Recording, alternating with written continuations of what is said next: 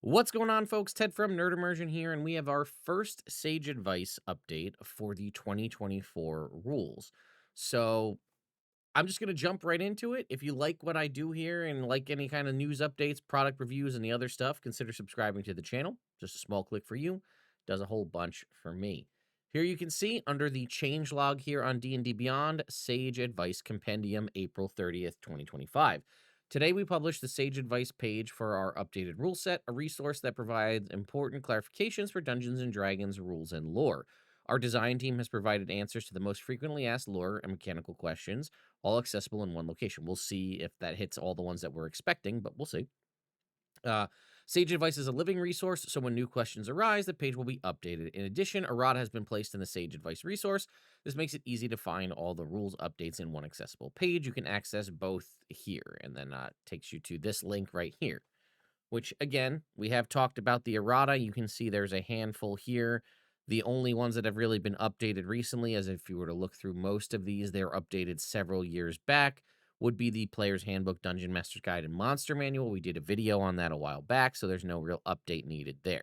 So we'll go ahead and click on the Sage Advice Compendium, I think. There we go. And see what it says. Okay. Official rulings on how to interpret rules are made in the Sage Advice Compendium. A DM adjudicates the game and determines how to use official ruling in play. The DM always has the final say on rules questions. So there you go. That's something else to consider, right? Even if the DM or the Wizards of the Coast team officially state this is how this rule was interpreted to be written, or this is how you're supposed to rule on this. Obviously, your DM or you as the DM has the capability to change and alter that. I would just say, if you are the DM, please make sure it's very clear to your players what your rules are, because if your players are only assuming what's printed on the page is the rule, or what's been updated in the Sage Advice Compendium is the rule, and you want to rule in a way different than that, it's just important for everybody to be on the same page so there's no confusion. And then obviously, if you are the player, consider asking your DM a question so you make sure you're on the same page as what they're thinking. Communication goes a long way in TTRPGs, and you think that's like a silly thing to say, but I promise you it's not. Okay. Why even have sage advice when a DM can just make the ruling? Boy, is this great to start with, because there are so many comments I get that are like, "What do you people need this?" Blah, blah, blah, blah. Well, yeah, if you're going to make the argument that why do I need to have an updated rule set? Why do I need official rulings? Why do you even play with rules at all? Why don't you just make up your own game and go play whatever crazy rules you want and do your own thing? Yeah, you could just play D&D however you want, and that's fine too, or whatever RPG or whatever game you want to play. But people want to play D&D and they want to follow the rules of D&D, so they want rulings on things. If your answer is just you could make anything up, well then why bother even buying a rule book or playing Dungeons and Dragons at all? Anyway, rules are a big part of what makes D&D a game rather than simply improvised storytelling, to my point. The game's rules are meant to help organize and even inspire the action of a D&D campaign. The rules are a tool, and we want our tools to be as effective as possible. No matter how good those tools might be, they need a group of players to bring them to life and the DM to guide them. The DM is key. Many expected or unexpected things can happen in a campaign. I'm sure we've all been there. And no set of rules could reasonably account for every contingency. If the rules try to do so, the game will become unwieldy. This is very true, right? If you had and you can see this even in older editions and in some other RPGs, if you give a mechanic for every little thing, it can become very crunchy, and that can be good for some people. Some people want that, but other people may not. An alternative would be for rules to severely limit what the characters could do, which would be counter to the open-endedness of D&D, which is also true, right? If there's not if everything is mechanic based, and there's not a mechanic, or you don't like the way the mechanic works, then you're going to hard limit things. The direction we took for 5th edition was to lay a foundation of rules that a DM could build on, and we celebrate the DM as the bridge between things the rules address and the things they don't. In a typical D&D session, a DM makes numerous rules decisions, some barely noticeable and others quite obvious. Players also interpret the rules, and the whole group keeps the game running. There are times, though, when the design intent of a rule isn't clear, or when one rule seems to contradict another. Dealing with these situations is where sage advice comes in. It doesn't replace a DM's adjudication, Just as the rules do, this FAQ is meant to give DMs as well as players rules for tuning the game according to their tastes. We often approach rules questions from one of three perspectives. We'll get to this in a second. But I just wanted to point out that they're saying, again, what they did with 5th edition is to kind of give you a baseline and then let you adjust accordingly. I've said this before. I do feel like 5th edition is very DM empowering, which obviously you would make the argument that all RPGs and all issues of Dungeons and Dragons, in theory, were DM empowering, as they're the ones who control things. Well, technically, I would say that 3rd edition was much more player empowered because there were so many mechanics and so many rules. You could do a lot of things as a player, and it had a rule to tell you, okay, no, I can do this. Whereas in 5th edition, a lot of it is left to DM fiat to figure out what the DM wants to do. But anyway, their three perspectives are rules as written. That's what RAW stands for, right? If you ever heard that before. When we dwell on the rules as written interpretation of a rule, we're studying what the text says in context without regards to the designer's intent. The text is forced to stand on its own. When we consider a rule, we start with this perspective. It's important for us to see what you see, not what we wished we'd published or thought we'd published. RAI, also known as rules as intended. This approach is all about what the designers meant when they wrote something. In a perfect world, raw and rye align perfectly, but sometimes the words on the page don't succeed at communicating the designer's intent. Or perhaps the words suggested with one group of players, but not with another. When we write about rules as intended interpretation of a rule, we pull back the curtain and let you know what the D&D team meant when writing that rule. So I think this makes sense to me, right? There's what's written on the page, and if you take it at face value, that's rules as written. It says, the sky is blue, right? And that's what it says on the page. And, the DM, they didn't actually mean to say that. What they actually meant was that the sky is not green. You know what I mean? Something like that. That's a really poor example, but you get my point. Like what's implied versus what's actually written on the page. And I don't even know what this last one is. RAF. Regardless of what's on the page or what the designers intended, D&D is meant to be fun, and the DM is the ringmaster at each game table.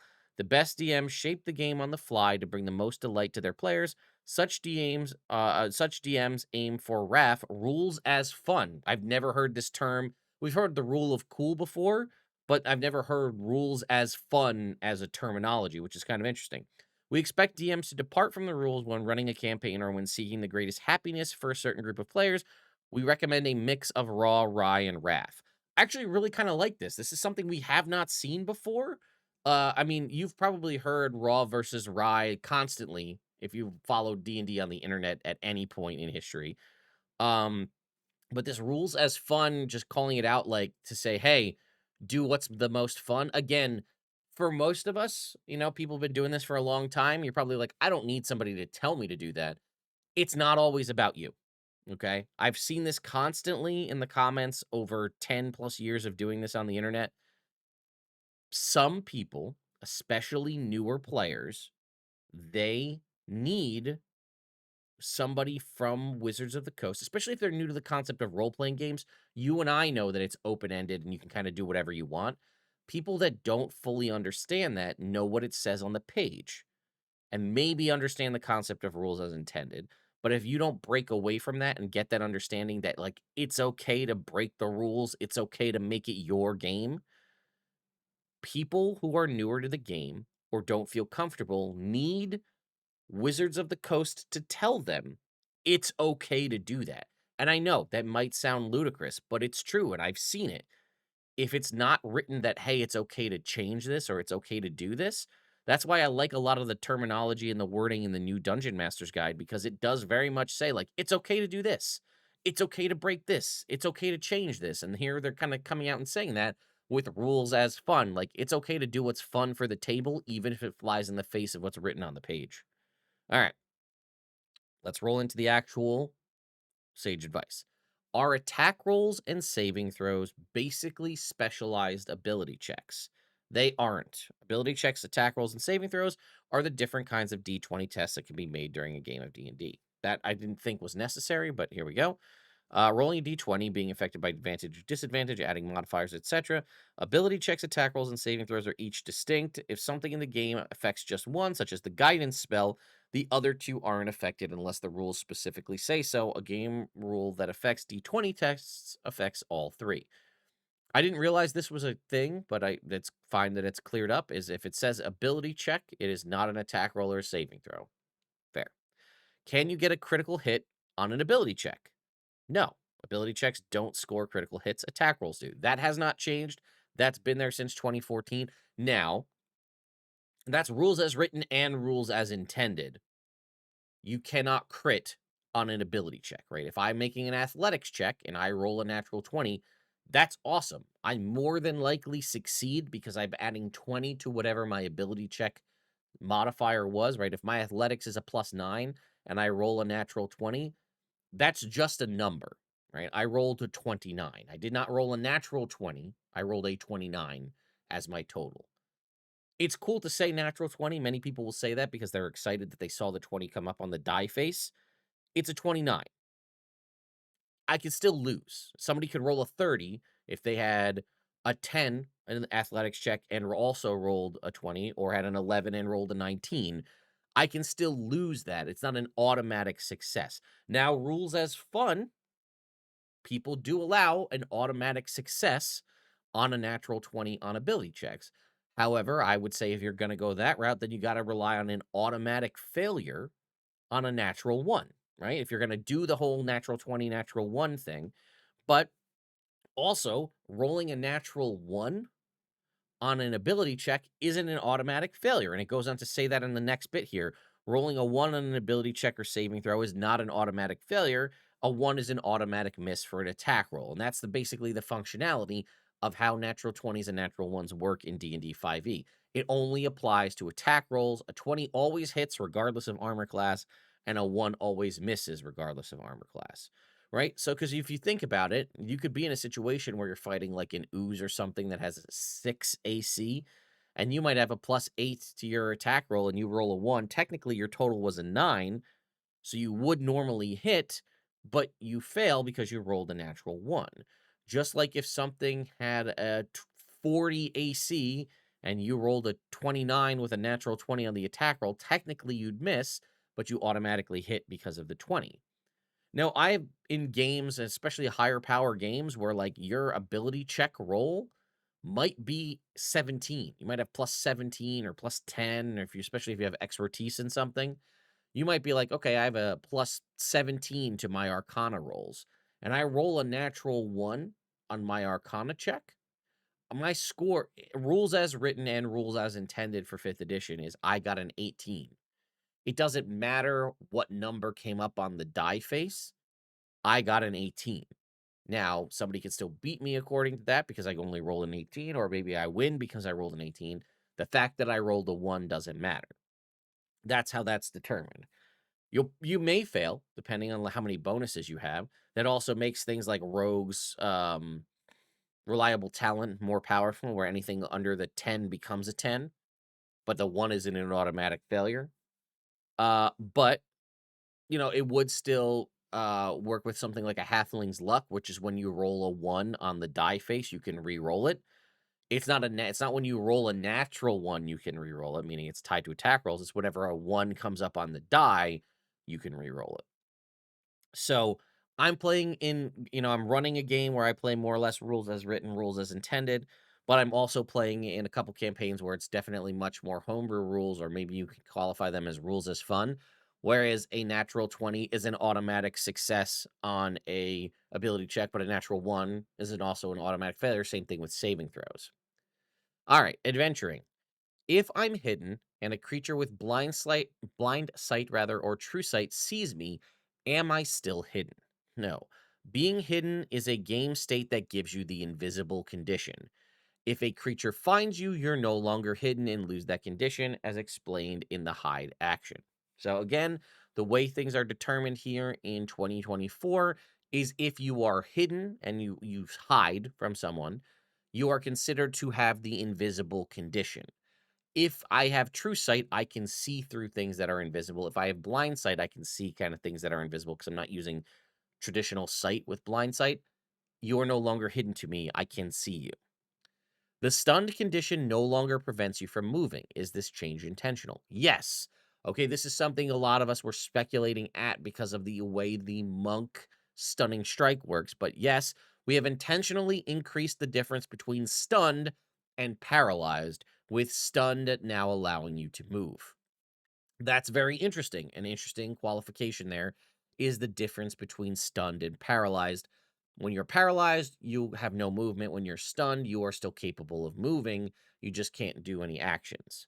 All right. Does all magical darkness block dark vision? Magical darkness blocks dark vision only if the rules text for a particular instance of darkness say it does. Okay, this is important. For example, the darkness spell specifies that darkness can't see through it. The obstruction is a feature of the spell, not a feature of magical darkness in general. And this is a slight distinction, I think, from 2014, whereas, you had things that would say you can see through darkness and magical darkness. This kind of helps clarify that a little bit, in my opinion, is if the ability says it blocks dark vision, then it blocks dark vision, period. Now, if you have something that it's always the concept you need to consider with these is specific beats general. That's the general rule for D&D, right? Is generally you can see in the dark if you have dark vision. If something like the darkness spell specifies that dark vision can't see through it, it can't see through it. But if you have something that's even more specific, like the warlock ability, I think it still exists, is eyes of whatever, where you can see through darkness and magical darkness, that is a specific that supersedes the previous specific, if that makes sense, right? Darkness says you can't see through it with dark vision, but the witch sight or whatever it's called says you can see through magical darkness, which supersedes that. If that makes sense. So, all right. Is there a hard limit on how many short rests a character can take in a day, or is it purely up to the DM to decide? The only hard limit on the number of short rests you can take is the number of hours in a day. In practice, you're also limited by time pressures in story and foes interrupting. I was actually just having a conversation about this the other day. Technically, yeah, you could take 18 short rests in a day, or however you wanted to break it down, whatever it might be, based on the number of hours you have and the capability. I mean, I don't know what else you're going to be doing if that's the case, but you could. I wonder, I'm going to assume a lot of this comes from Baldur's Gate 3, where you're limited to just 2 short rests per day, unless you have something like a Prayer of Healing in the 2024 rules, or a Bard's Song of Rest that can grant a short rest immediately. In Baldur's Gate, that's just a function of making the game not, constantly be able to be reset to force the long rest. But yes, you can have as many short rests as time allows you to have as rules is written. Are extra dimensional spaces, such as demi-plane or the space created by Rope Trick, considered to be on a different plane of existence? An extra dimensional space, aka an extra planar space, is outside other planes. Therefore, if you're on the material plane and your foe is in an extra dimensional space, the two of you aren't on the same plane of existence. Okay, that's an interesting qualification because it might mean for the benefits of certain spells like demi or not demi plane banishment, right?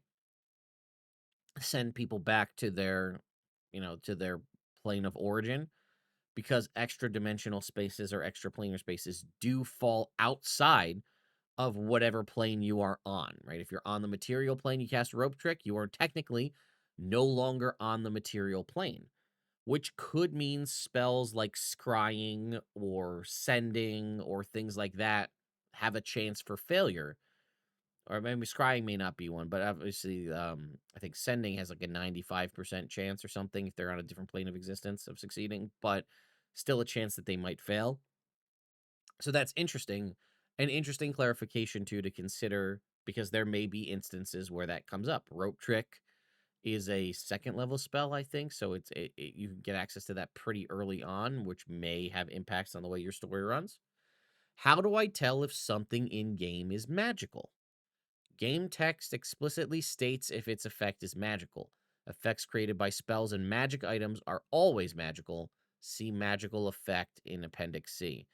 And it says here, an effect is magical if it is created by a spell, a magic item, or a phenomenon that rules label as magical. Okay. What's an example of an effect that can reduce exhaustion? The Greater Restoration spell can reduce exhaustion. The only other thing I know that can reduce exhaustion besides Greater Restoration and like higher end things like heal and spells that are more powerful than Greater Restoration are things like I think it's the Potion of Vitality, which can clear all levels of exhaustion, which is a magic item, a consumable magic item. And then the tireless ability, I think it is, of the Ranger getting to cure a level of exhaustion on a short rest.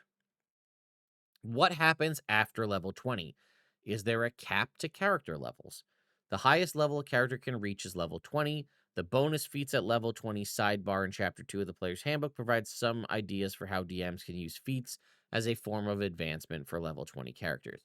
I've never liked this. A lot of people want post level 20 play, but let's be realistic. They don't really design adventures to even get you to level 20 anymore in D&D 5e, and really never have. And the amount of players that get to level 20, presuming that they're starting at some lower level and not just starting a campaign at level 20 or doing like a level 21 shot, most people never make it to level 20. So the amount of people that would make it past level 20 are probably even slimmer still. Not to say that doesn't happen, because I do hear about it every time I make that statement. Somebody in the comments will tell me, I played 3 campaigns that went from level 1 to 20. That's awesome for you, and I love that for you, and I'm jealous beyond all count. But unfortunately, I don't see, at least at any time soon, the concept of epic level characters post level 20, being introduced for 5th edition. It's existed in the past, and that's cool. I'd love it to happen in D&D 5e. I don't see it being anywhere, it's been 10 years and they haven't done it. I don't see them doing it anytime soon. The frightened condition says while the source of fear is within line of sight. Does that mean you have disadvantage on attack rolls and ability checks even if the source is imperceptible, but you have a clear line to its space? No. If you can't see something, it's not within your line of sight. Speaking of line of sight, the game uses the English meaning of the term, which has no special meanings in the rules. Meaning, if I know where they are, and then it says, but you have a clear line to its space. If it's invisible, but you could I can see it's right here. I'm looking at you, but you're invisible. I do not have line of sight to you because I cannot see you because you are invisible. Just like you out there in the internet space. I know that your line of sight is through this camera that I'm pointing at. I can't see you though, so I'm not afraid, that kind of a thing. So if they duck around a corner, they're no longer in my line of sight. If they peek over the top of a wall and I can see their head over the top of the wall, they are in line of sight. I can see them now. All right, combat. Can you delay your turn and take it later in the round? No. When it's your turn, you either do something or you don't. If you want to wait to act in response to something, take the ready action. This is something that a lot of people see in shows and like podcasts and videos where people try to delay their turn to later on. That does not exist in 5th edition. It has existed in previous editions, which may be why people are thinking about it. The closest thing you can do is you can use the ready action, which I will mouse over here, right? You take the ready action to wait for a particular circumstance before you act. To do so, you take this action on your turn, which lets you act by taking a reaction before the start of your next turn.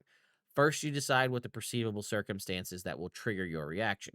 Then you choose the action you will take in response to that trigger, or you choose to move up to your speed in response to it. Example include, if the cultist steps on the trap door, I'll pull the lever that opens it. And if the zombie steps next to me, I move away. When the trigger occurs, you can either take your reaction right after the trigger finishes or ignore the trigger. When you ready a spell, you cast it as normal, expending any resources used to cast it, but hold its energy, which you release with your reaction when the trigger occurs.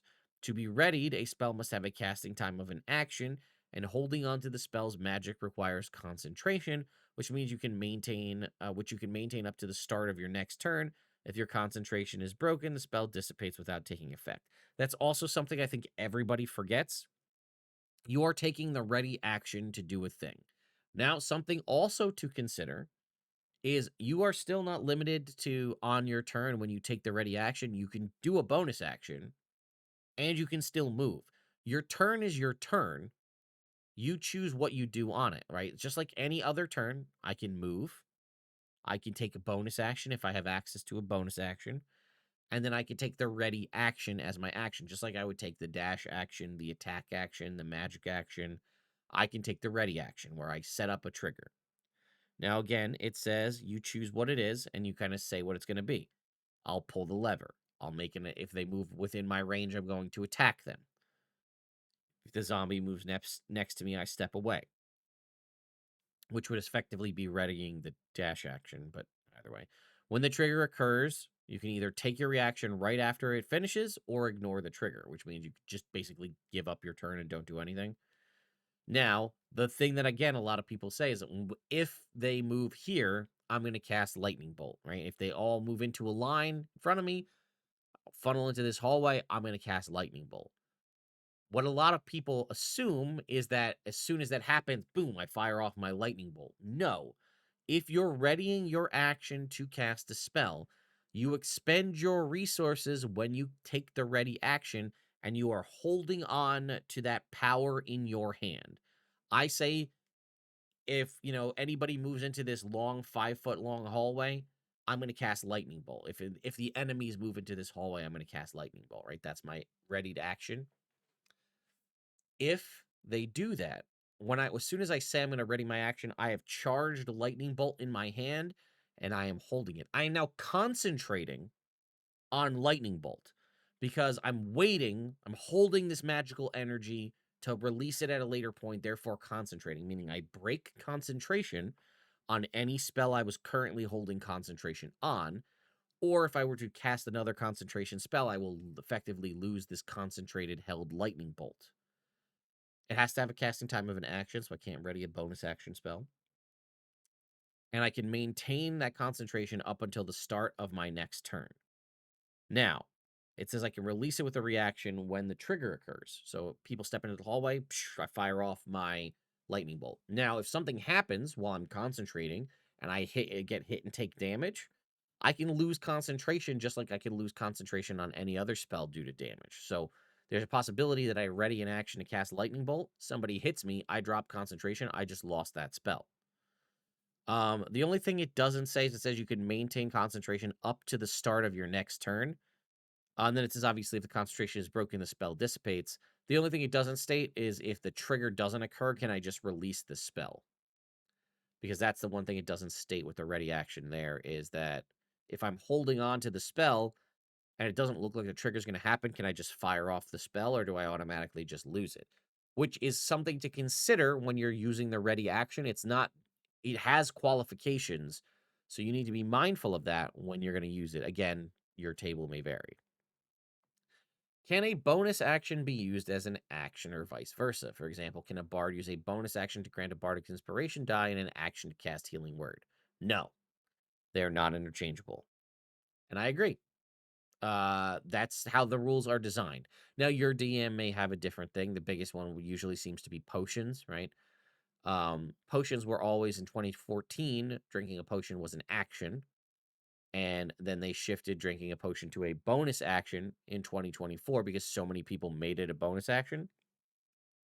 Many people in 2014 said drinking a potion is a bonus action, administering it to somebody else is an action. In 2024, they just said drinking it or administering it as a bonus action. I would be willing to let you do both. If you want to drink a potion as a bonus action and then drink a potion as an action and just two-fist your potions, my table, I'd let you do that. Rules as written, rules as intended, that's not the case. Can a flying creature without the hover trait stay in one place while airborne, or does it need to move each round? A flyer that lacks the hover trait can stay aloft without moving each round. Says it right there. Just flapping your wings in place. You're not hovering, just like Magneto. You're just flapping your wings in place. Birds can do that. That's the thing. Can you move through the space of a prone enemy? You can move through the space of an enemy only if A, the enemy has the incapacitated condition, B, it is a tiny creature, or C, it is at least 2 sizes larger or smaller than you. The prone condition doesn't override this. Just because they're laying on the ground doesn't mean I can step over them. That's not how that works. Does travel pace apply to movement in combat or just when traveling? I mean, it's travel pace, but travel pace doesn't apply in combat. Shocker. If you have a feature like Cunning Action or Step of the Wind, things that let you do stuff as a bonus action, can you take the dash action more than once on your turn? If you can take the dash action as a bonus action, nothing in the rules prevents you from taking the dash action as your regular action too. The same principle holds when you use a feature like Action Surge. You could use both of your actions to dash. Yeah. Didn't think this needed clarification, but I'm glad that it's here for people that have the question. My rogue/wizard can get a bonus action to dash by using Cunning Action. Can I cast Expeditious Retreat on myself to get a bonus action to dash? Can I get 2 bonus actions to dash? No. Nothing in the game currently, as far as I recall, gives you an extra bonus action. Again, in Baldur's Gate 3, you can get an extra bonus action by being a thief rogue. You don't get that in D&D 5e. So it says, no, you can only take 1 bonus action on your turn. If you have 2 or more ways to use a bonus action, you have to pick which one it is. So no benefit for you casting Expeditious Retreat as a rogue wizard when you can just do that for free without expending a spell slot with Cunning Action. If you use the help action to distract a foe, do you have to stay within 5 feet of it for the action to work? No. You take that action and then move away. The action itself is what grants advantage to your ally, not you staying next to the foe. This is the quintessential reason why so many people have an owl familiar. The owl can use flyby, fly in, use the help action to give you advantage, and then fly away with flyby without provoking attacks of opportunity. That's why so many people choose the owl familiar, because of the fact that it can go in, grant advantage, and then go away. You go in and do whatever the distraction is. You don't have to stay there to get benefit from it. If I'm hidden and become unhidden when I shoot an arrow at a target, does hiding again require an action? Without a special ability, hiding in action or hiding in combat requires the hide action. I don't see some of these. I'm having a hard time wrapping my head around, but yeah, if I'm hidden from whatever reason and I fire an arrow, breaking my hide, I'm no longer invisible because I fired an arrow. I don't get to free hide again unless I have something like Skulker or one of these things that lets me do something that gets around that. Otherwise, I'd have to take an action to hide again. The only way I could see this working is if I no, there's no way. It takes an action to hide. That's how that works. I was just trying to think if there's a way you could work with the ready action, but no. All right. If I use the ready action to deal damage to someone who's moving, do I deny the target the rest of its movement? Dealing damage to a moving target doesn't halt its movement unless the damage is accompanied by an ability that stops movement. Also, I don't know why you would use the ready action instead of the opportunity attack, but things like the Sentinel feat give you such an ability. Reducing a moving creature to 0 hit points is also an effective way to stop it. Yeah.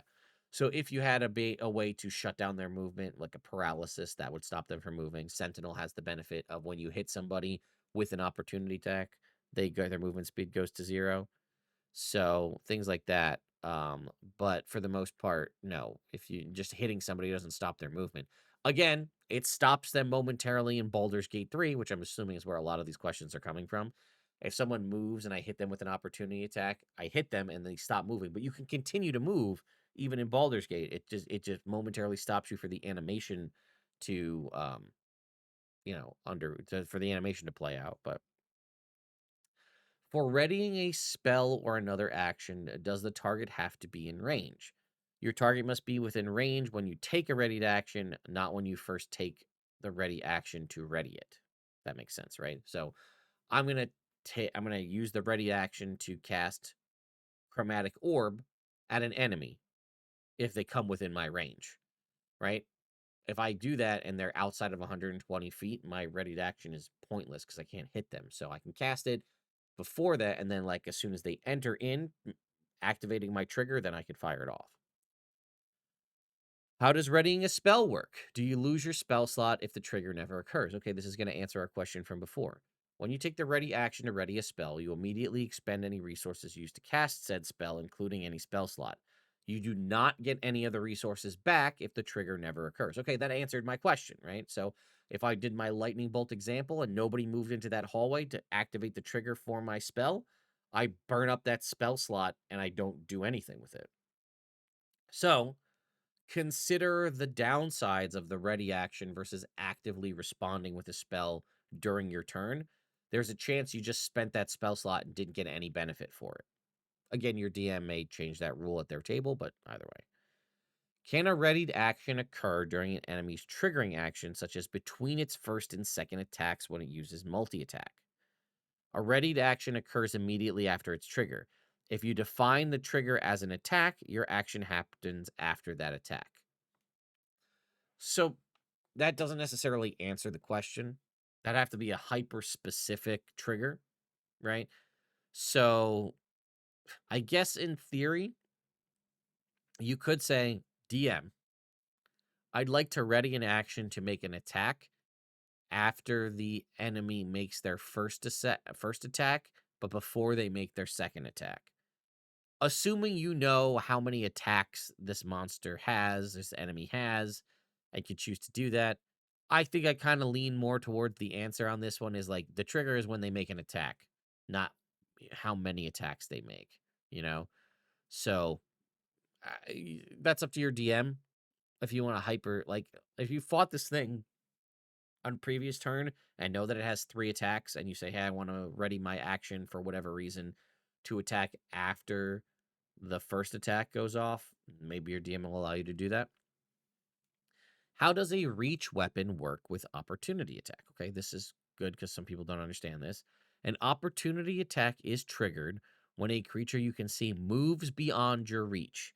If you want to make an opportunity attack with a reach weapon, such as a glaive or halberd, you can do so when a creature leaves the reach you have with that weapon. For example, if you're wielding a halberd, a creature that is right next to you could move 5 feet away from you without triggering an opportunity attack.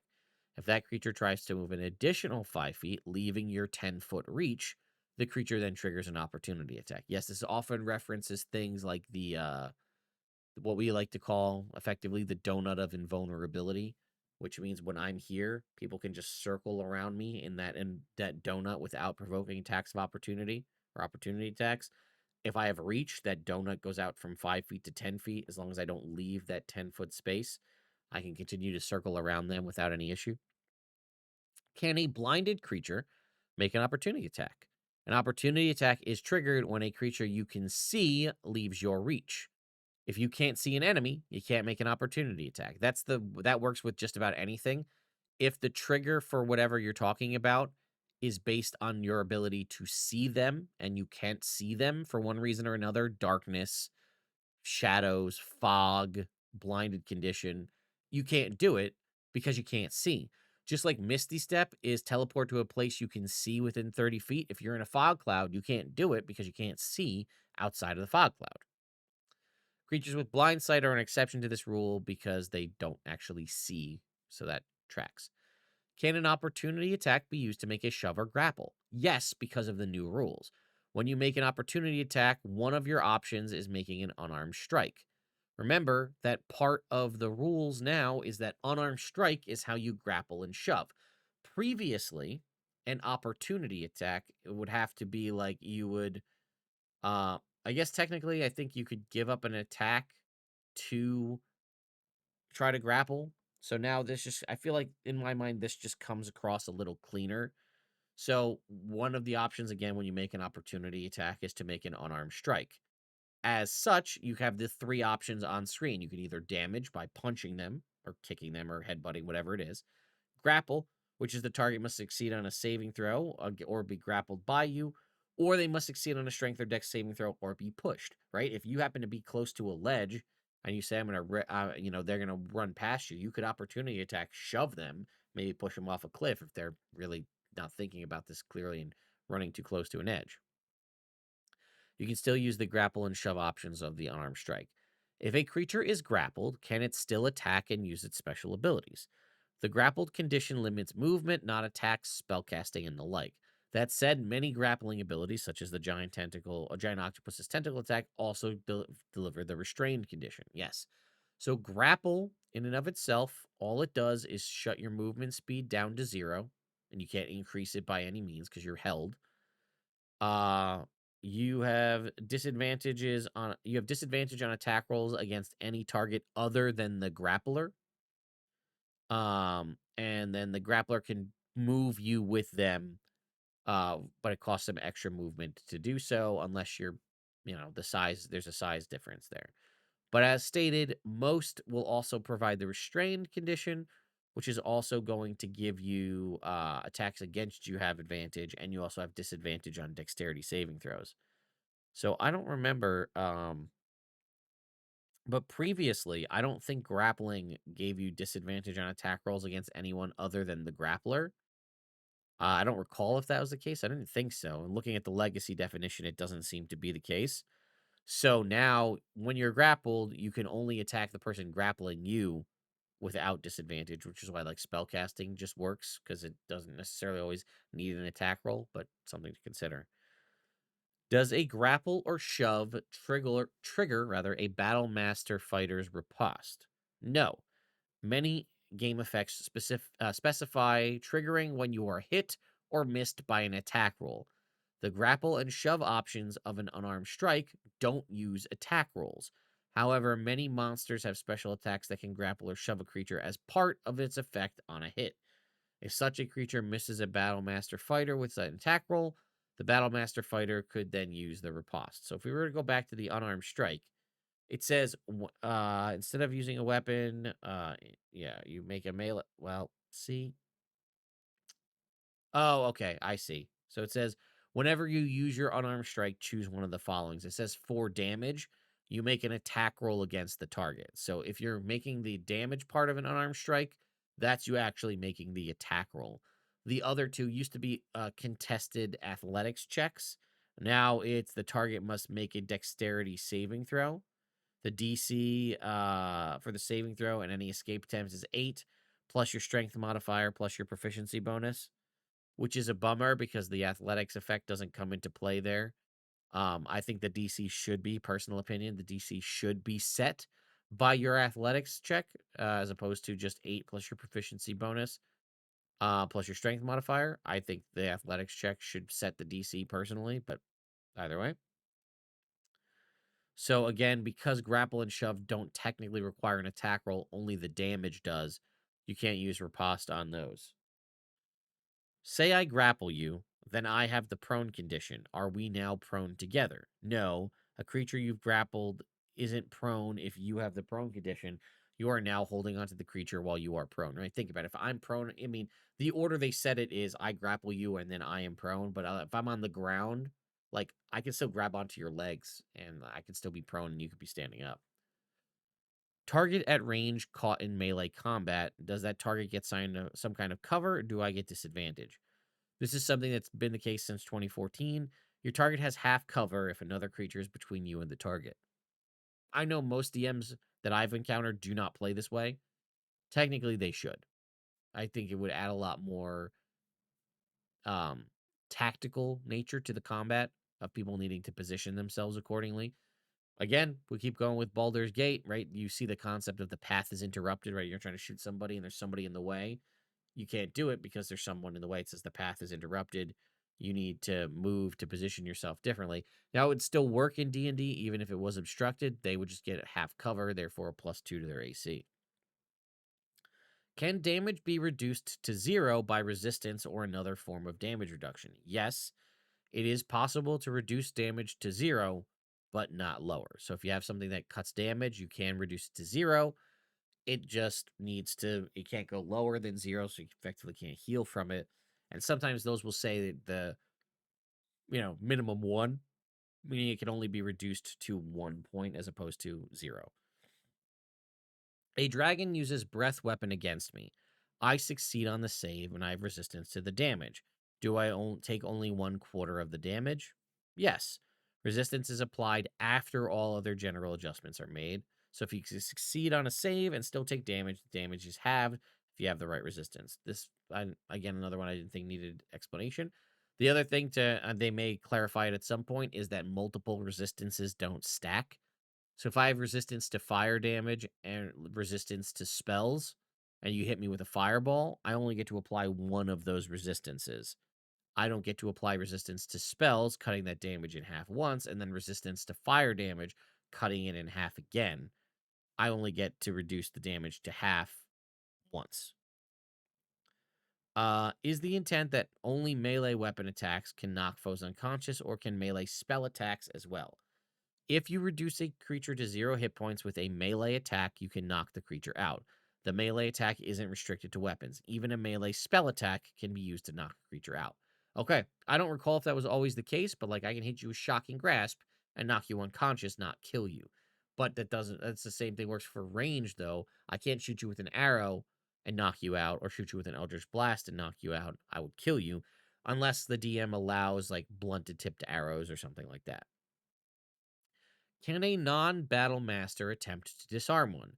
The disarming attack maneuver is designed for the battle master fighter, but any character can try to disarm a foe. Such an attempt would fall under improvising an action not detailed by the rules and would be up to the DM. Yeah, we used to have disarming kind of options like as an optional rule in the 2014 Dungeon Master's Guide. I'm kind of okay letting that just be a function of what the Battle Master fighter can do. Maybe if you want to give it to somebody else as part of something, but I kind of like it as a specific thing. Like they're so trained, that's a thing they can do. Obviously, you would adjudicate that in the moment if it turns into some sort of modified grapple or whatever, but I kind of like that being a functionality that helps to make the Battle Master fighter unique. Can I make an attack with a light? Okay, here it is. This is the one we wanted to hear about. Can I make an attack with a light weapon, then draw a second weapon with my other hand and qualify to make the extra attack of the light property? Yes. The only requirement for the light property's extra attack is that it's made with a different light weapon. So I make an attack with a light weapon, then I draw a second weapon with my other hand to qualify to make an extra attack of the light property. I can. Okay. Would a temporary stat bump fulfill a multi-class requirement, or does the base score have to meet the requirement? Your base score, not a temporary score, has to meet the multi-classing prerequisite. So it's usually 13. So, right, even if I get a temporary bonus from like Fox's Cunning or one of those things, or Owl's Wisdom, does not allow me to multi-class. When multi-classing, do you get the cantrips from all your classes? If any of your classes grant you cantrips, you get all of them. So, right, you'd be a sorcerer, you get 4 cantrips. You'd be a wizard, you get 2 or 3. You'd have a total of 7 cantrips when you do the multiclass. Do you gain proficiency in more saving throws when multiclassing? When you gain a level in a new class through multiclassing, you only gain the traits listed as under the as a multiclass character section in the class's introduction.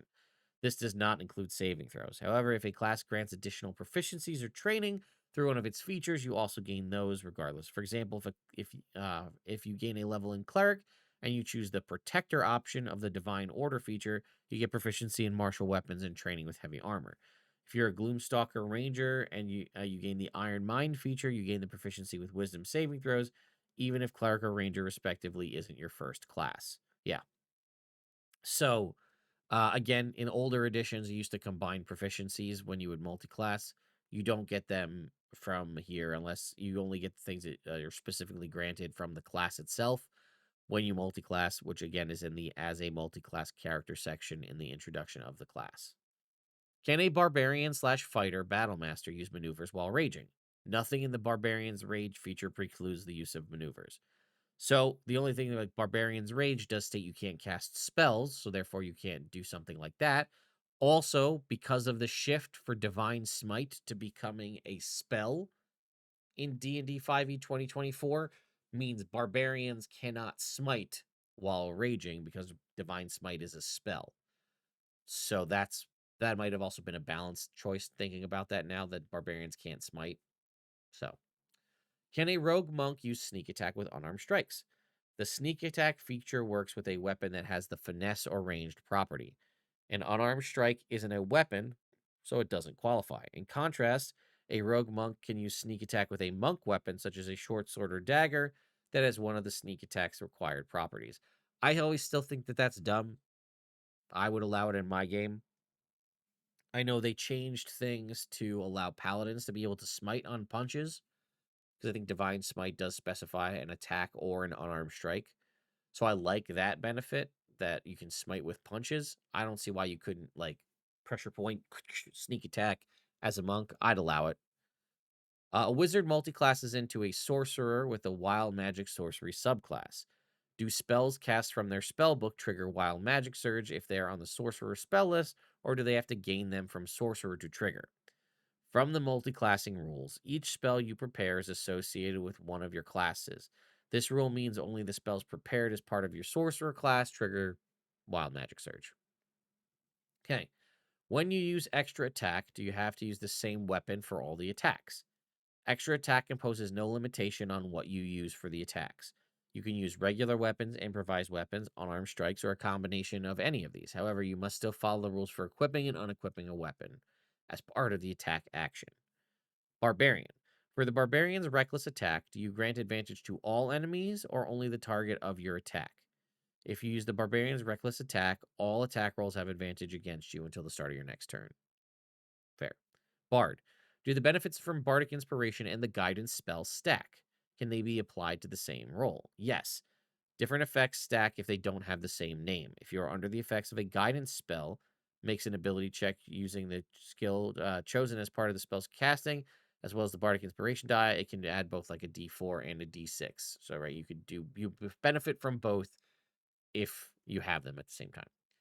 If used on a damage roll, does a College of Lore's Bard Cutting Words apply to any kind of damage roll, including an auto hit spell like Magic Missile?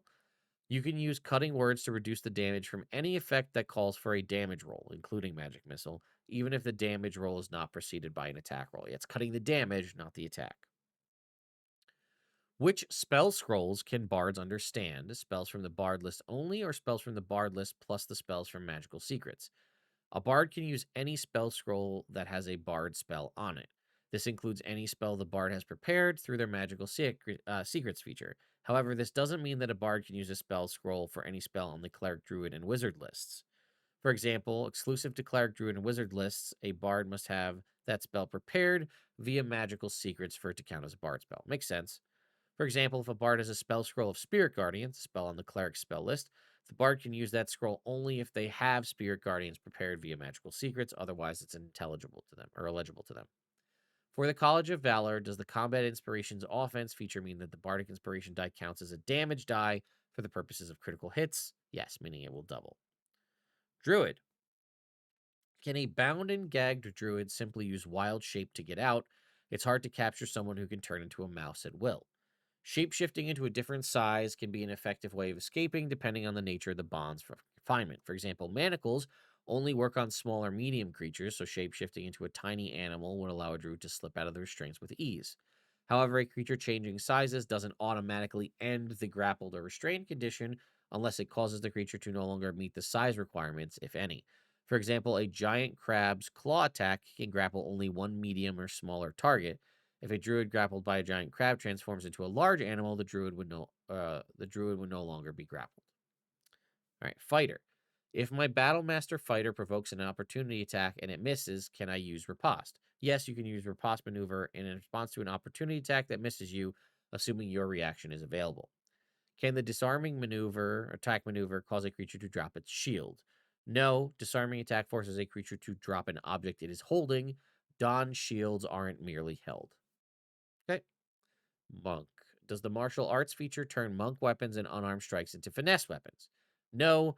The feature grants a benefit that is similar to the finesse property, but not the feature. It doesn't convert that property. This is why it doesn't allow monks to make sneak attacks, because it doesn't specify that it is the finesse property.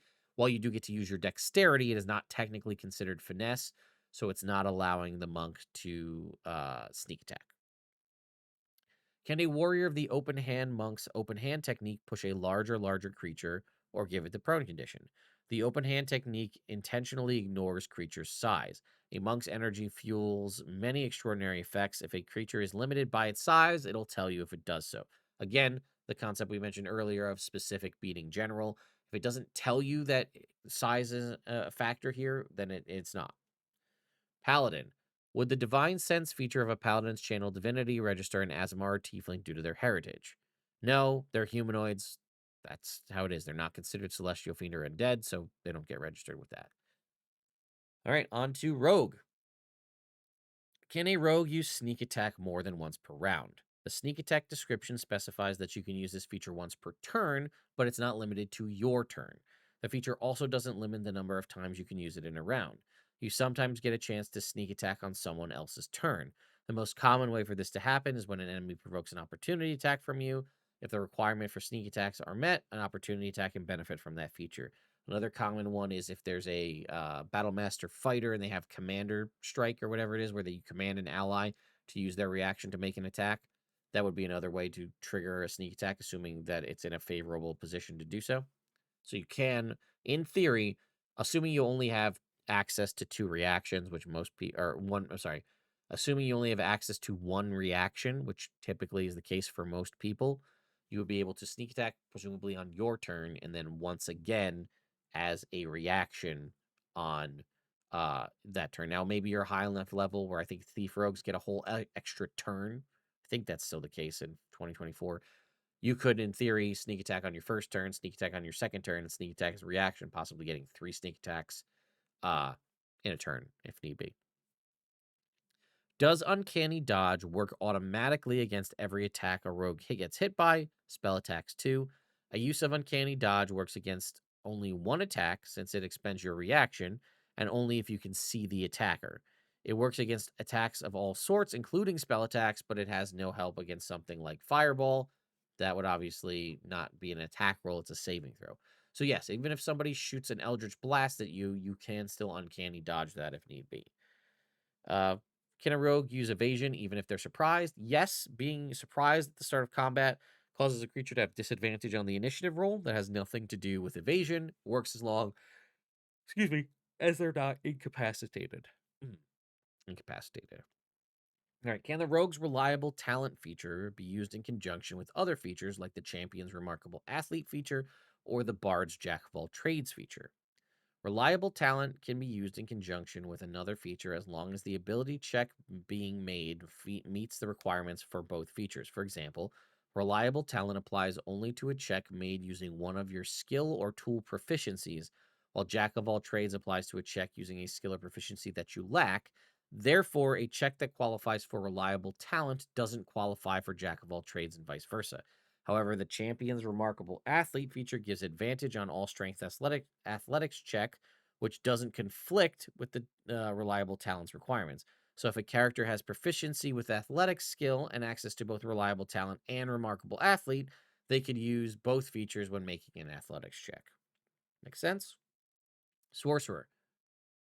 Metamagic rules state you can't use multiple metamagic options on a single spell. Can you use one option multiple times? A sorcerer can use one metamagic object or metamagic option rather in once in the casting of a spell, not the same option more than once. For instance, a sorcerer can't quadruple the duration of a spell by spending 2 points on extended spell. In Draconic Sorcery, Elemental Affinity improves one damage roll of a spell, but not multiple rolls. So with Scorching Ray, I don't add my Charisma modifier to each ray that hits. That's correct. Elemental Affinity benefits one damage roll per casting of a spell, even if the spell allows more than one roll. So, for example, a sorcerer with Elemental Affinity adds their Charisma modifier to only one of the rays of Scorching Ray. This is something they've pretty much made clear for a while. You're not supposed to add it to every single instance. I feel like a lot of DMs do.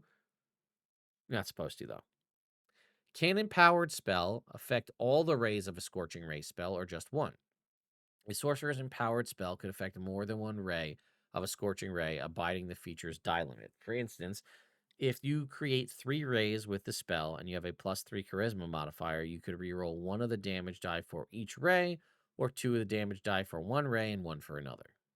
Does Quicken Spell allow a sorcerer to cast 2 spells around of level +1 or 1 plus? No, the sorcerer must follow the rules for casting one spell with a spell slot per turn.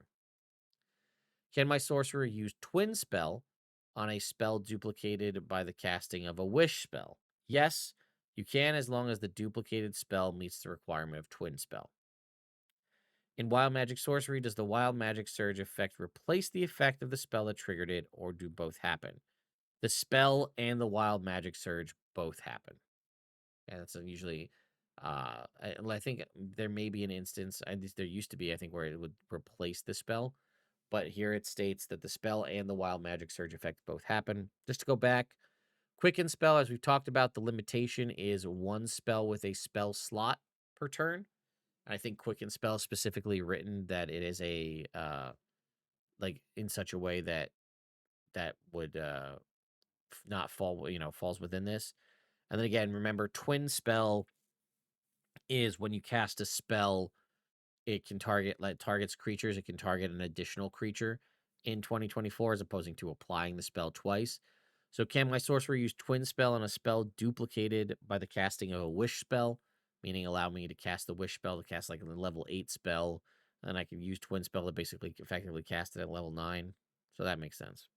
All right, warlock. If a warlock uses Pact of the Blade to bond with a magic weapon, does that weapon have to be a melee weapon, or can the warlock change the weapon's form? The warlock's Pact of the Blade feature lets you create a melee weapon out of nothing.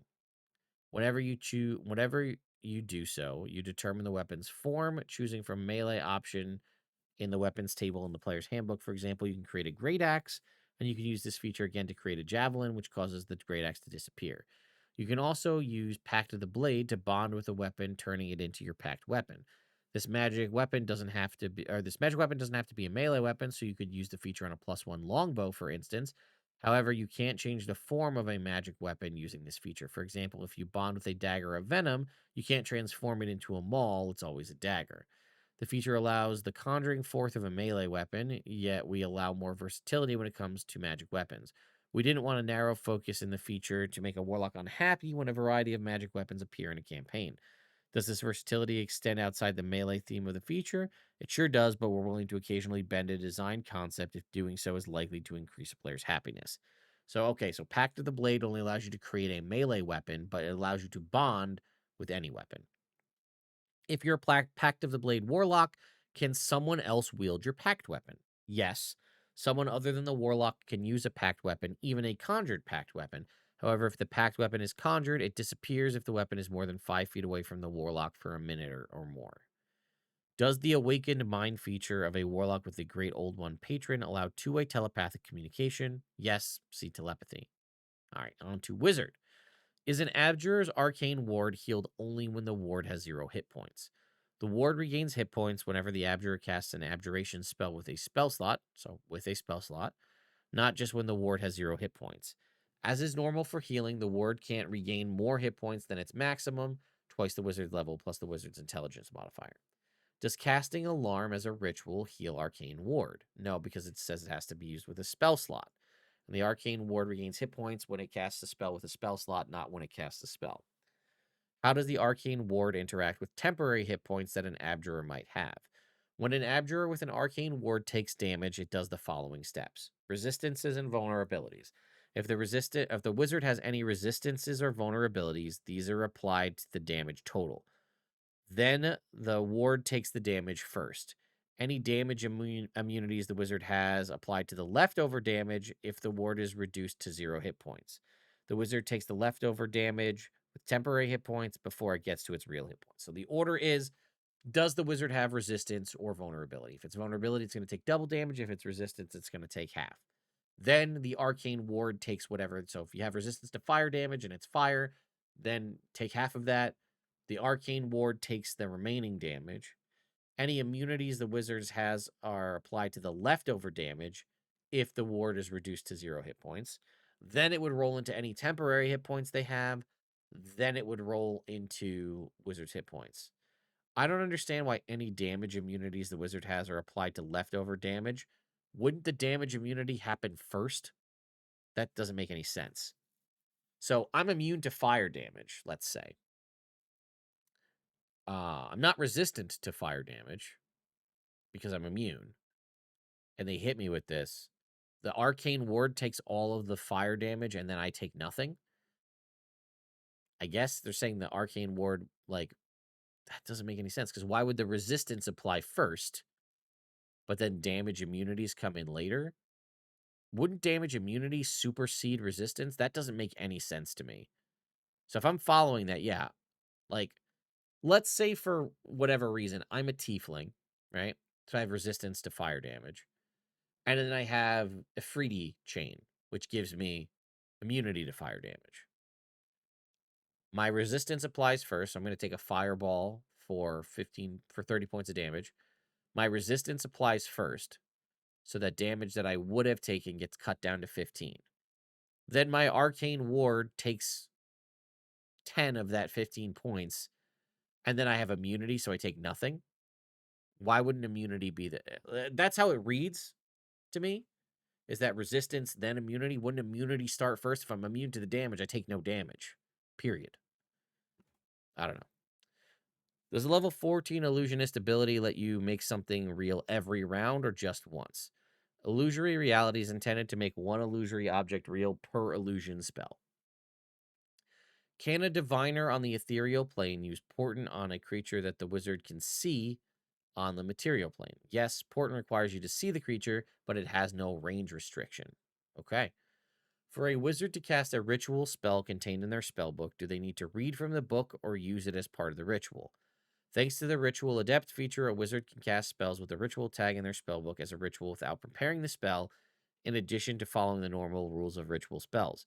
If a wizard is casting a spell that they don't have prepared as a ritual, then the wizard must read from the spellbook as the text of Ritual Adept states. However, if a wizard is casting a spell they have prepared as a ritual following the normal rules, they don't need to consult their spellbook. All right, that's basically out of the class stuff into backgrounds. Do you have more than one background? No. Fair enough. Species. Does the halfling's naturally stealthy trait allow them to hide while observed? Normally, to take the hide action, you must meet the following criteria. You must be heavily obscured or behind 3/4 or total cover. You must be out of the enemy's line of sight. The halfling's naturally stealthy trait allows you to bypass these criteria if you're obscured by a creature at least one size larger than you. However, you must still make a stealth check as you normally would when taking the hide action. So yeah, you can normally bypass all of those things. If there's a creature one size larger than you can attempt to hide behind them.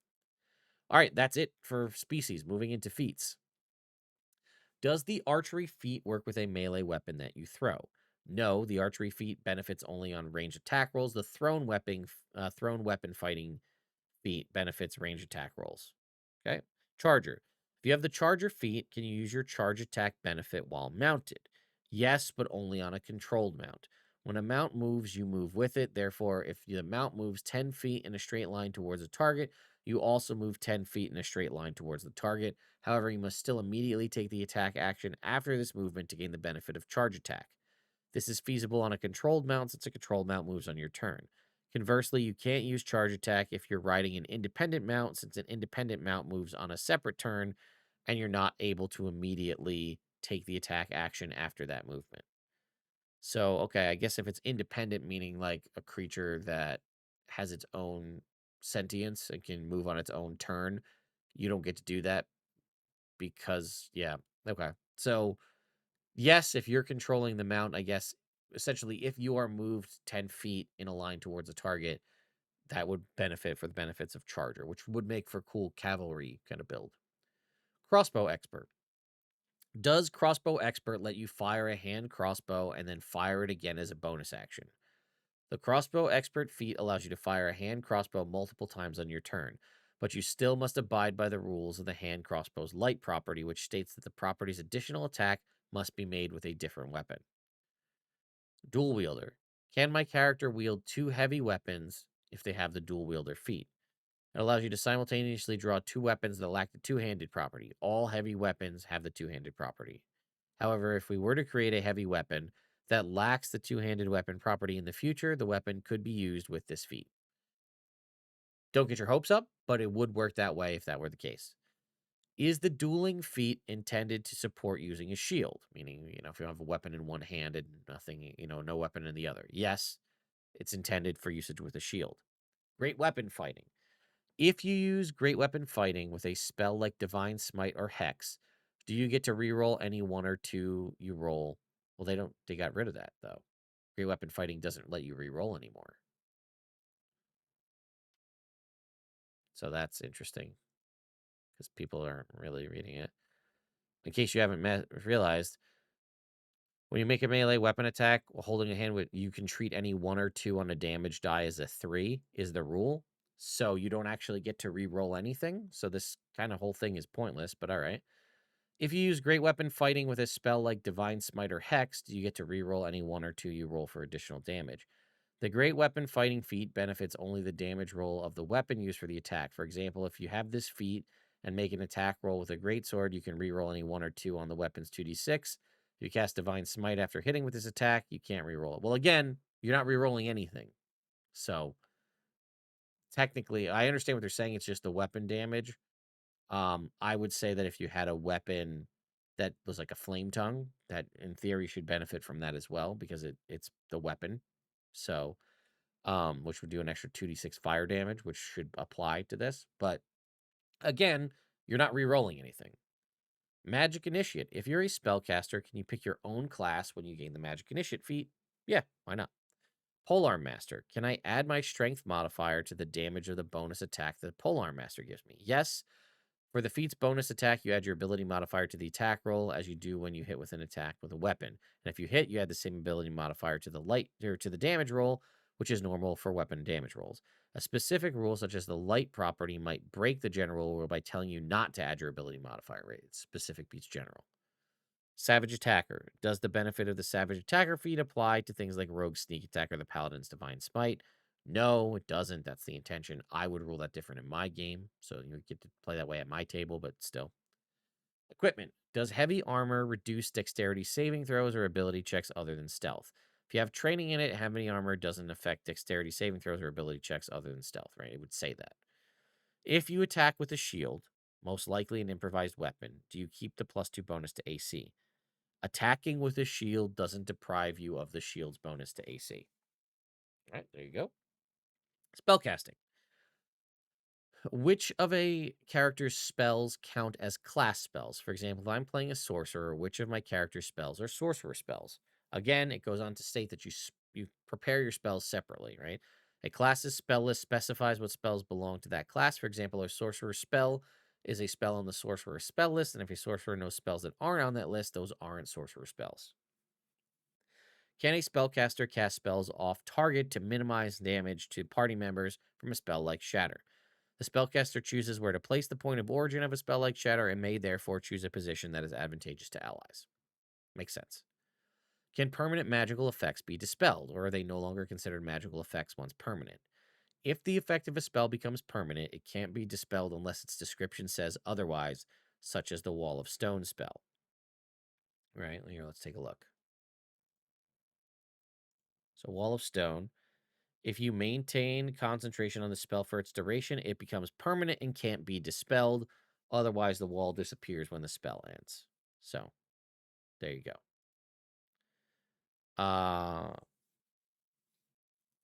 Do spellcasters have to learn a ritual version of a spell apart from their normal version, or are they the same?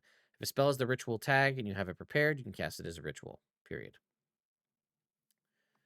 Can spellcasters prepare spells not all at once, but at various times throughout the adventure? No, spellcasting feature specifies exactly when you change your list or prepare spells and the number of spells you can change. For example, if you're a cleric, you can change your list of prepared spells when you finish a long rest. You can't prepare some spells at the end of the rest and then prepare more for later.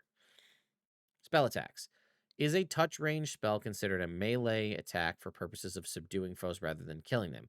Having a range of touch does not mean it's a melee spell attack. A spell tells you if it delivers such an attack. Yeah, because it might be a saving throw, not an attack roll.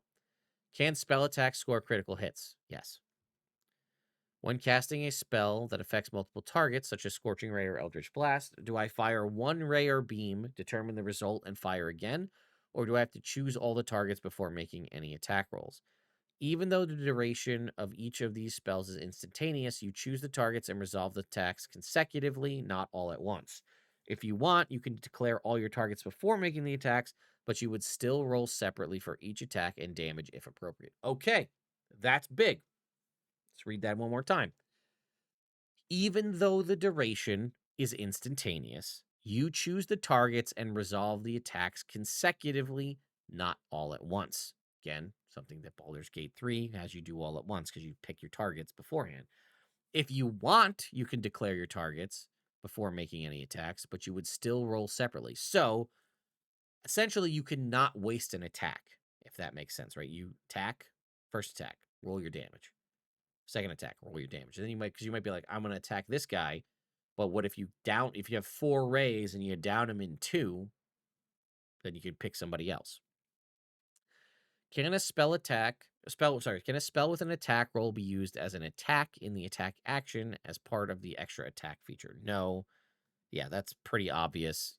Uh, unless you have something that specifies that, no, because casting the spell is the magic action, making an attack is the attack action, and the attack action is what extra attack benefits from, right?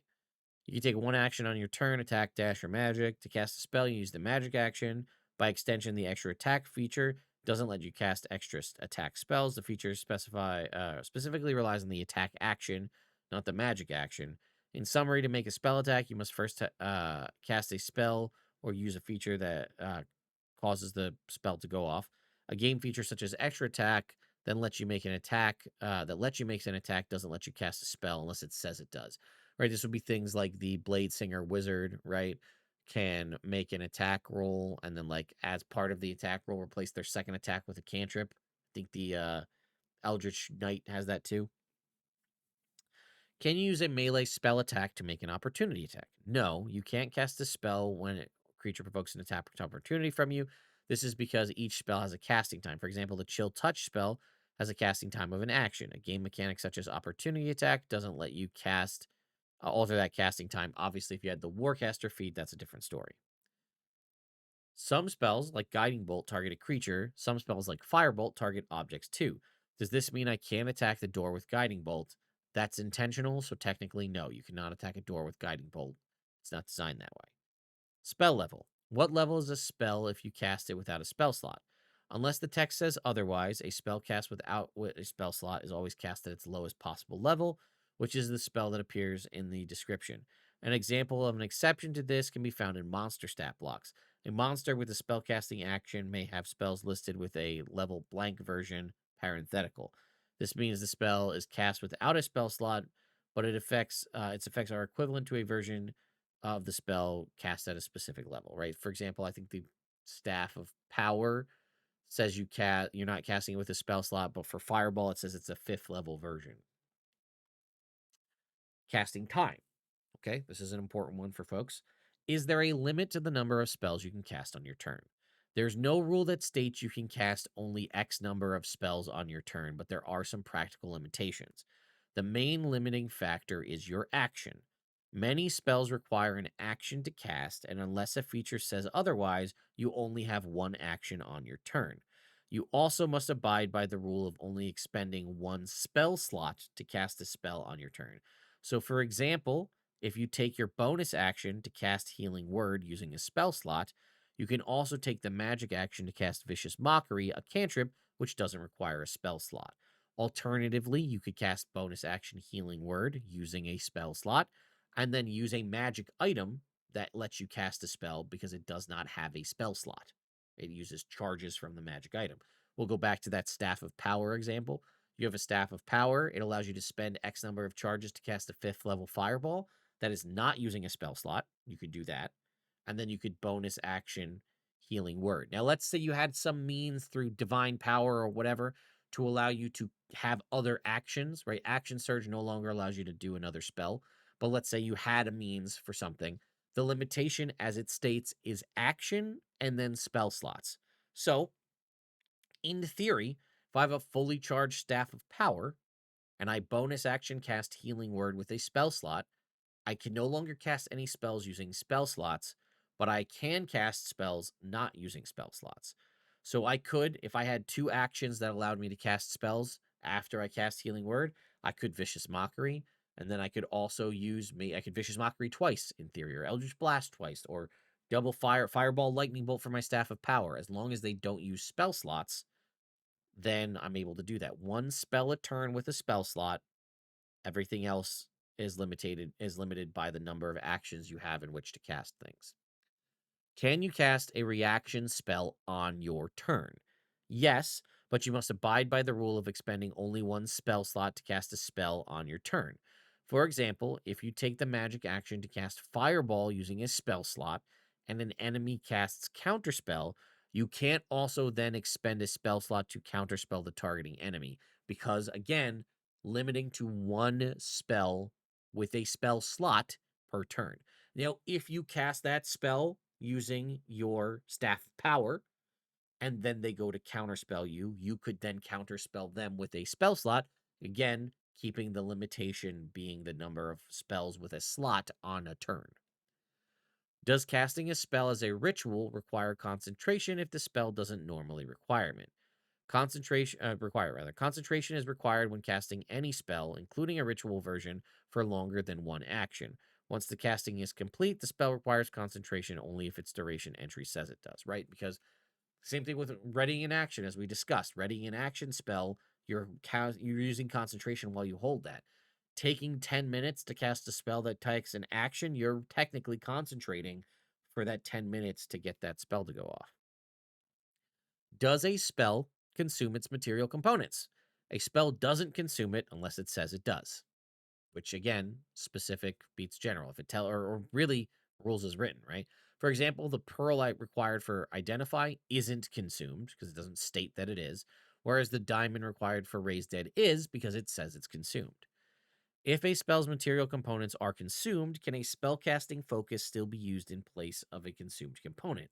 No, a spellcasting focus can't be used in place of a material component, or can be only if the component has no cost associated with it. So if you were to find a spell that has a consumed material component that does not have cost associated with it, then the spellcasting focus can be used to cover that. If it has any kind of gold cost of any kind, spellcasting focus can't cover that material component.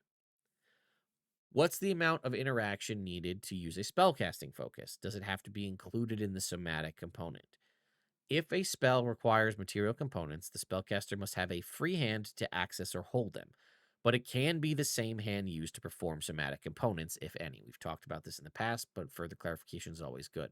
The latter rule holds true for using a spellcasting focus, which a spellcaster must hold unless its description says otherwise. For example, a cleric using an emblem on a shield as their holy symbol. When in combat, this cleric likes to wield a mace in one hand and the emblazoned shield in the other. The cleric must have the shield in hand when casting a cleric spell that requires a material component. If that spell, such as aid, also requires somatic components, the cleric can perform the somatic component while with the hand holding the shield, allowing the cleric to keep wielding the mace. However, if the same cleric were to later cast Cure Wounds, which has a somatic component but no material components, they would need to unequip either the shield or mace for a free hand for the somatic components, which is kind of stupid, but it's true. That's how it works. So I'll read that one more time, okay? If it has a somatic component and a material component, they can do it the same hand. So the shield has the emblem on it that functions as a spellcasting focus. I can use that to use the material thing and the somatic components needed to cast the spell, whatever the hand motions are, to cast aid. But then if I want to cast Cure Wounds, which requires a somatic component but no material component, I can't do that with this hand anymore with the shield. I have to either unequip the shield or unequip the mace to have a free hand to do my somatic components, which is dumb. Why can't I just still do it? I don't understand. But all right, it is what it is. If you're concentrating on a spell, do you need to maintain line of sight with the spell's target or the spell's effect? You don't need to be within line of sight to maintain concentration unless the spell says you have to be. If I have 10 temporary hit points and I take 30 damage from an attack while concentrating on a spell, what is the DC of the Constitution save to maintain my concentration? The DC is 15.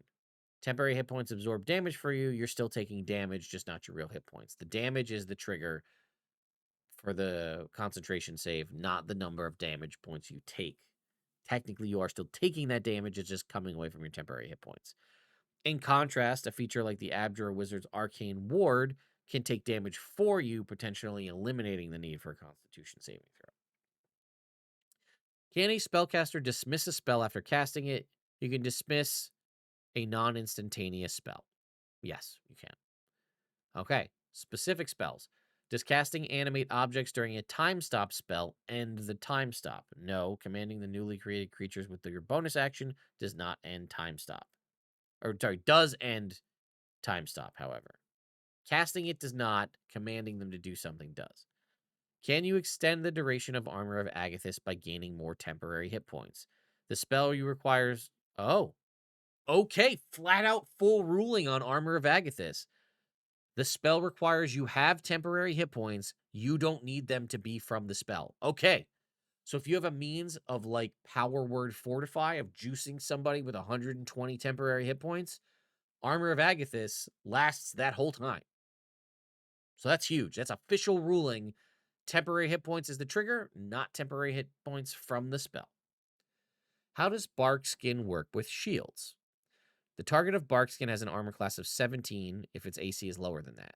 This means the target effectively ignores any modifiers to its AC, including any armor, a shield, or cover, unless its AC is higher than 17. For example, if you're a target of Barkskin and your AC is normally 14, your AC is 17 while under the effects of the spell. However, if your AC is normally 16 and you have half cover, your AC is 18, Barkskin is irrelevant. Is the Chill Touch spell intended as a way of foiling regeneration? Chill Touch does indeed stop the target it hits from regaining hit points until the end of your next turn. This is true even if the target takes none of the necrotic damage, whether because of immunity or some other reason. Okay, so Chill Touch does shut down regeneration, even if the target is immune to necrotic damage.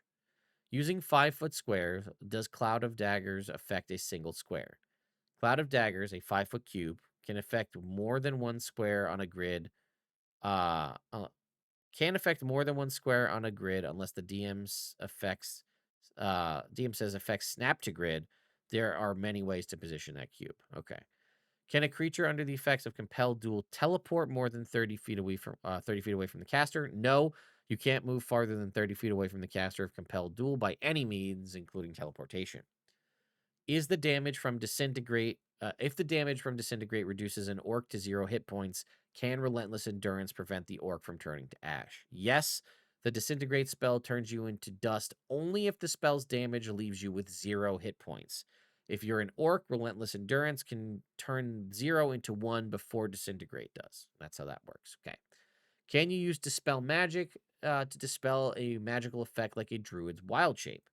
Dispel magic has a particular purpose to break other spells.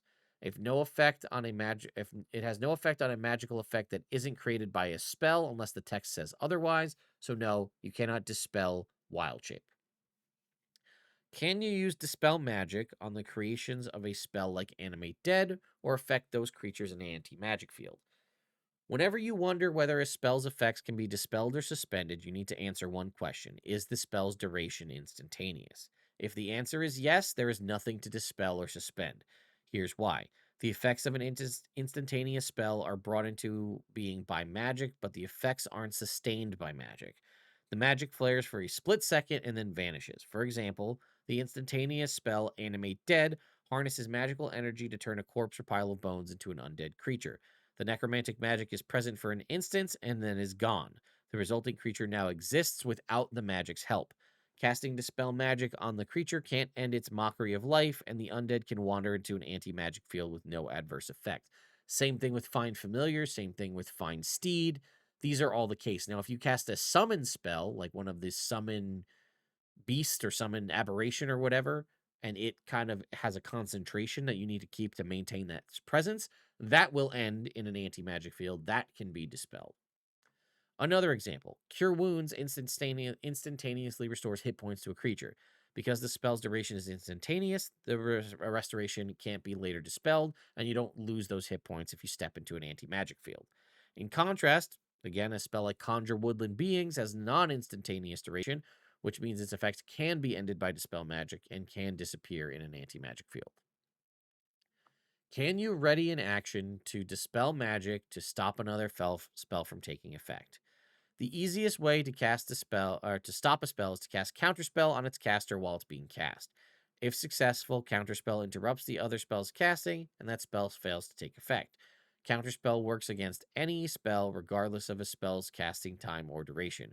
With the ready action, Dispel Magic can be cast in response to another spell being cast, yet Dispel Magic can't substitute for Counterspell. The main reason, again, as we discussed in the previous example, is that it removes a spell that's already on a target, whether that target is a creature, an object, or some other phenomenon. Dispel magic can't dispel something in advance. If a spell isn't already present on a target, dispel magic does nothing to that target. The best that a ready dispel magic can do is dispel a spell immediately after the spell has been cast to prevent it from having any effect after the action used to cast it. For example, on your turn, you could say something like, I ready dispel magic, and if the high priest casts a spell on anyone, I cast dispel magic on that target if the spell takes hold. If the high priest then casts hold person on your companion who fails to save against it, you could unleash your ready dispel magic and end hold person. Again, referencing back to that previous point about instantaneous magic, right? A lot of spells are going to be instantaneous, therefore a trigger and it goes off, which is why counterspell would be useful because it stops that even though it was, attempting to happen immediately.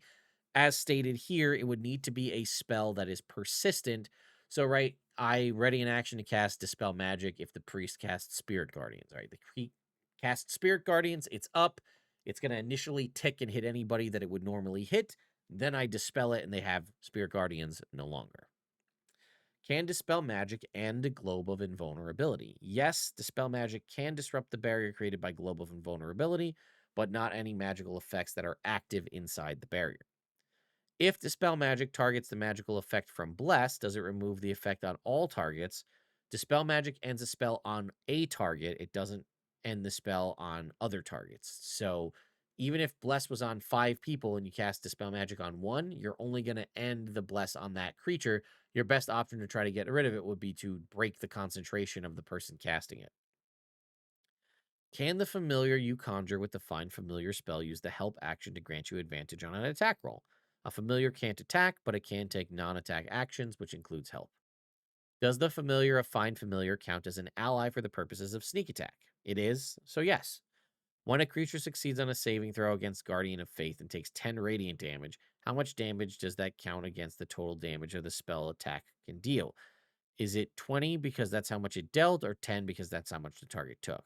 It dealt 10 damage to a creature, so 10 subtracted from the total. Do the temporary hit points from heroism accumulate? No, that's not how temporary hit points work. If the heroism spell is cast on a character that is already frightened, does it remove it? It suppresses the frightened condition if it was already on the spell's target.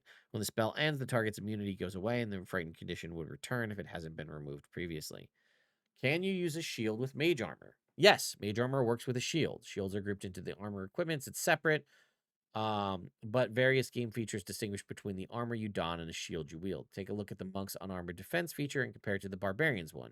If the monk's version, you must forego wearing armor and forego wearing a shield, whereas barbarian says nothing of the kind. You forego wearing armor, but barbarians could still wield a shield. Just like if you had access to mage armor and the ability to use shields, you could do both.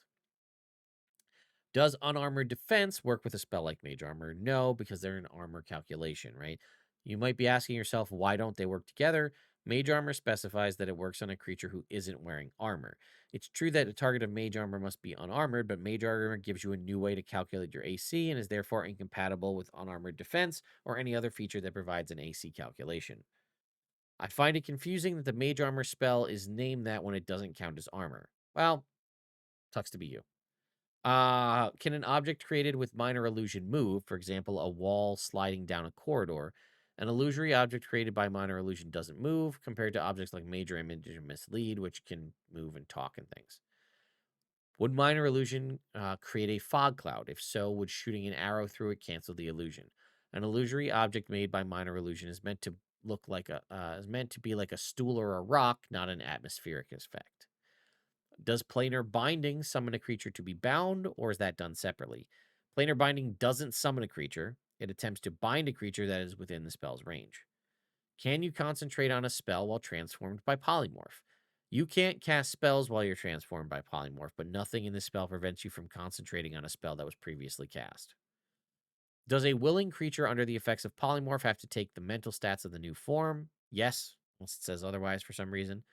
If a creature under the effects of polymorph takes enough fire damage to revert it to its true form, and that form has resistance to fire damage, does the true form take the full remaining damage or only half due to the resistance?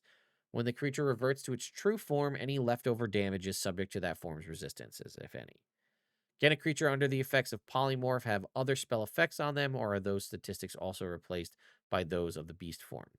Polymorph replaces only the target's character sheet or stat block with the stat block of the chosen. Any other effects that would be applied still apply. What kinds of things count as non-magical trinkets for prestidigitation? Prestidigitation can create a little bauble, the nature of which is up to the DM. They reference you to the trinkets table in the player's handbook. If you grapple or shove an enemy, does that end a sanctuary spell cast on you? No.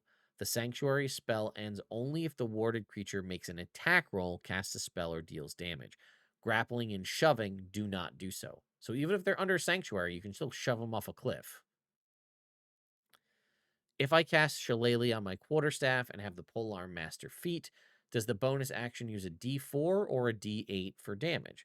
The benefit from Polearm Master applies to the opposite end of the weapon and always uses a D4 for damage rather than the weapon's normal damage die. This is true for a quarterstaff enhanced with Shillelagh just as it is for a normal one. Do the effects of Storm of Vengeance stack, or do the effects change each turn? In the spell Storm of Vengeance, each new effect replaces the previous.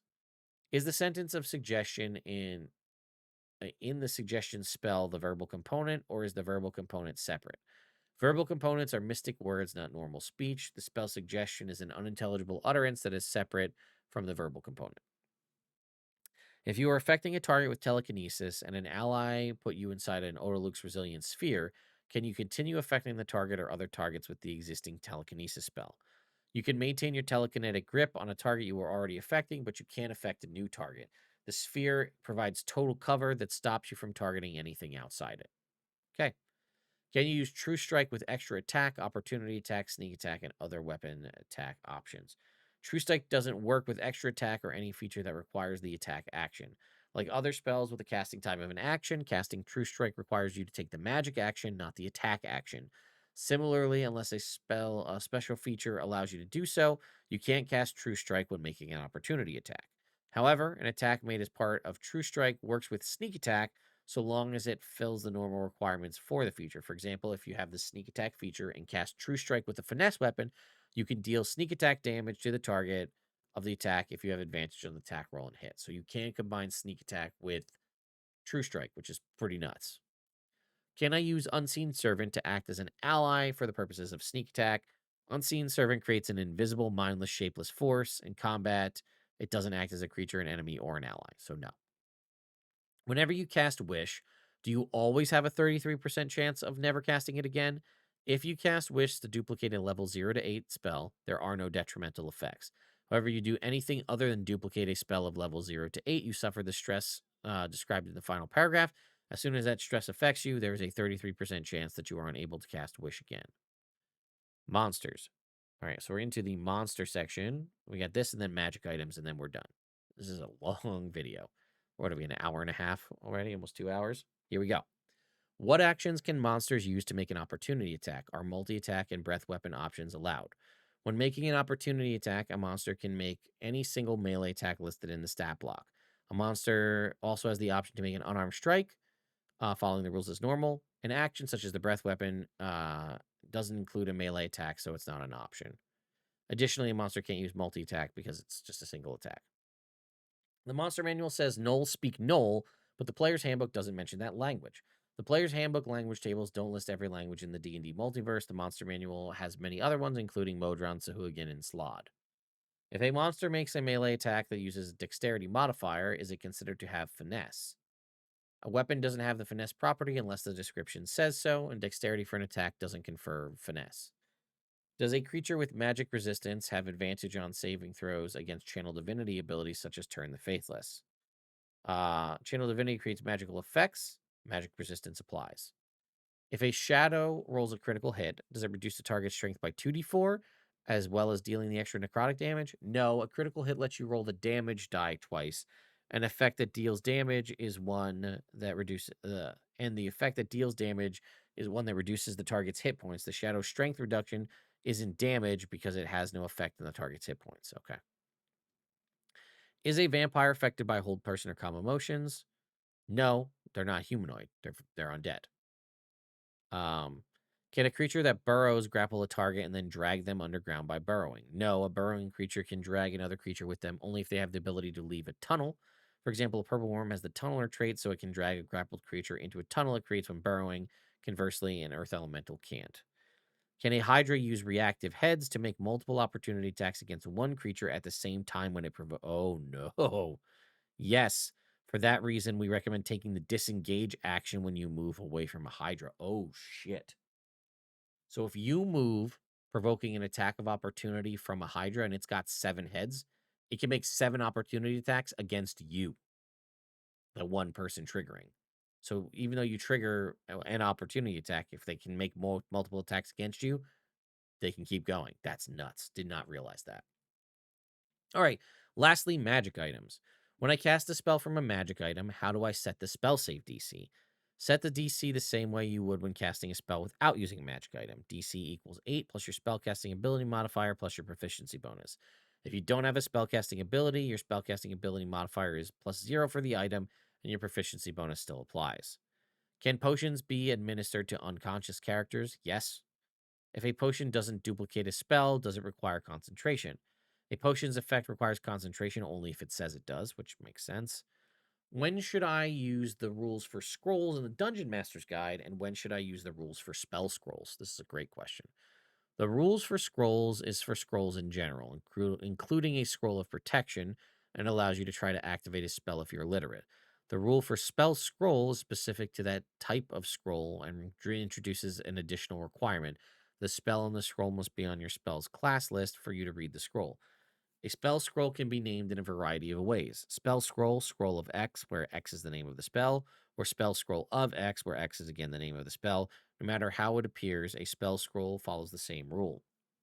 For you to meet a spell scroll's requirement, the spell on the scroll needs to be on whatever spell list is used by your class. Here are 2 examples. If you're a cleric, the spell must be on the cleric spell list. And if you're a fighter with the Eldritch Knight subclass, the spell must be on the wizard spell list because that is the spell list you use for your subclass. Do the AC bonuses from a Ring of Protection and Bracers of Defense stack? Yes. Can't benefit from more than 1 Ring of Protection because the text says you can't attune to more than 1 copy of an item at a time. My fighter attacks a creature with a magic longbow and non-magical arrows. Is the attack magical? The attacks made by a magic ranged weapon are magical even if the ammunition is non-magical. Are the magic weapons with the thrown property, javelins and the like, assumed to return to their owner? If it's going to return to you, it's going to say it's going to return to you. End of story. Can a sphere of annihilation enter a Leoman's tiny hut? Yes, the sphere destroys the dome. Can you gain the magical bonus of a +2 shield if you are holding the shield without taking an action to don it? No, you must don a shield to gain its benefits. There you go, folks. That was a lot of information. I still feel like it didn't answer all of the questions that I have. There were a couple other questions that were out there that were kind of lingering, like the concept of how to handle the Nick property with light weapons with the dual wielder feat. That's a very popular video that I put out there that people are still trying to figure out, and they did not answer that one. That was obviously one of my major questions that was not answered. Um, the concept of donning and doffing the shield as part of that whole video has been fixed due to the fact that they made it. There's actions now required to don and doff a shield. So that aspect of that video is not relevant anymore. But the concept of how many attacks can you make on a turn, wielding 2 light weapons with the Nick property with the dual wielder feat, that is a question because I don't know how many attacks you can make with that. So that's something that definitely needs answering. Um, can you put Divine Smite, the spell, into a ring of spell storing? Because technically it's a spell. Can you not do so? And then that would allow anybody to have access to Divine Smite, right? If I'm the paladin, since Divine Smite is a spell I can cast, and I sink a couple of those into a ring of spell storing and then hand it to the fighter, can the fighter pull forth those Divine Smite spells? I think the answer to that one is yes, but that's just a question that I had. The one that constantly comes up is the concept of can I cast this if I have a scroll of shield, can I cast the scroll as or as a reaction as per normal? I'm under the impression that yes, it uses the action economy that was used to cast the spell when you crafted the scroll, but that's a question a lot of people have. I would like to have that clarification as well. Um, I can't think of anything else off the top of my head. I'm sure there's more that I'm just not thinking of, but anyway, There you go, folks. Sage Advice Compendium numero uno for 2025 D&D or 2024 D&D. So glad to see it. Glad to see it return. Hopefully, we'll get more clarifications in the future when people have more questions. So if you have other things, make sure you're putting them out there in the world so that we can hopefully get Wizards of the Coast to address them in the future. Until then, thank you all so much for watching, and I'll see you next time.